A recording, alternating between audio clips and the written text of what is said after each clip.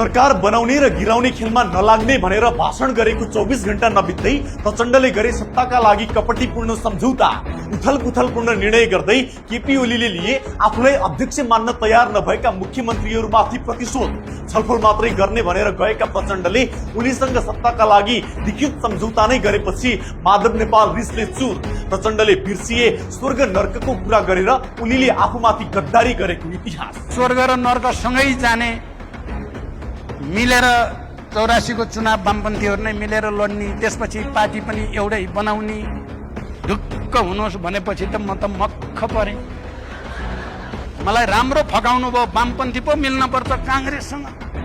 काङ्ग्रेसको हो धेरै धेरै धेरै धेरै ल है, धोका हुन लाग्छ, भइसक्यो रे, लास्ट हस्ताक्षरको तयारी भएको छ त भन्नुभएको थियो। तपाईँहरू बुझ्नु, मेरो 4 घण्टा कुरा गरेर आएको छु। एमाले अध्यक्षसँग कस्तो राम्रो कुरा भएको छ, ढुक्कसँग काम गर्नुहोस्, केही हुँदैन भने मैले कति लाटो म। नेपालको समकालीन राजनीति निष्ठा, सिद्धान्त र जनआकांक्षाको चिहानमाथि उभिएर रचिएको एउटा कुरूप, घृणित र शक्तिलाई खेल बनाएर नचाउने भाडाको मार्केट प्लेस बनेको छ। 24 घण्टा अघि मात्रै सार्वजनिक मञ्चबाट सरकार बनाउने र गिराउने फोहोरी खेलमा लागे उठ्नै नसक्ने गरी खसालिन्छौ। अर्को चुनावमा बाँकी रहेको 7-8 सिटबाट पनि गलहत्तिन्छौ भन्दै आदर्शका ठुला गफ हाँक्ने नेकपा संयोजक पुष्पकमल दाहाल प्रचण्डको मुखको थुक सुक्न नपाउँदै सत्ताको झुठो कुरो चाट्नका लागि नाङ्गो नाच देखाएका छन्। जनआन्दोलन र जेन्जी विद्रोहले दिएको बडा चेतावनीलाई लत्याउँदै जनताको बलिदानी र परिवर्तनको भावनामाथि लात हानेर सत्ताको चरम छटपटी र कुर्सी मोहका लागि प्रचण्ड जुन हदसम्म गिरेका छन्, त्यसले संसदीय व्यवस्थाकै धज्जी उडाएको छ। हुन त प्रचण्डले सत्ताका लागि सम्झौता गरेको यो पहिलो इतिहास होइन, तर जनताले अर्ली इलेक्सन खोजेर पावर रिफर्मेसनको माग गरेर जेन्जी आन्दोलनबाट पत्ता साफ गरिदिँदा पनि यस्तो आफ्नै बोलीको ठेगानलाई चिहानमा दाग बत्ती दिनु भनेको व्यावहारिक पाटो त हुँदै होइन, वर्तमान राजनीतिक शोभा पनि होइन। हिजो केपी ओलीले स्वर्ग र नर्कको कुरा गरेर आफूमाथि धोका दिएको कुरा निकाल्दै संसदमा रोही कराई गर्दै विलाप गर्ने प्रचण्ड आज तिनै कपटी र निरङ्कुश शासक केपी शर्मा ओलीको घोडा समाउन पुग्नुले उनको छटपटाई र डाँट पल्टाई र सत्ता लिप्साको चरम उत्कर्षलाई छताछुल्ल पारेको छ। उता राजनीतिलाई आफ्नो व्यक्तिगत प्रतिशोध साध्ने अखाडा बनाएका एमाले अध्यक्ष केपी शर्मा ओलीको षड्यन्त्र र कपटको श्रृङ्खला पनि कम डरलाग्दो छैन। स्वर्ग र नर्कसम्म सँगै जाने उठे भरोसा दिएर 2081 असार 17 को मध्यरातमा काङ्ग्रेससँग बुनेको 7 बुँदे षड्यन्त्रको तानाबाना भदौको जेन्जी आन्दोलनको रागले खरानी बनाइदिए पनि ओलीको प्रतिशोधी चेत अझै मरेको छैन। आफ्नै पार्टीभित्र पुनर्गठनको हुरी चलिरहँदा, आफ्नै उपाध्यक्ष र महासचिवहरूले विकल्प खोज्न दबाब दिइरहँदा र आफूलाई अध्यक्ष मान्न तयार नभएका मुख्यमन्त्रीहरूलाई सिद्ध्याउने रणनीतिमा ओली झनै आक्रामक बनेका छन्।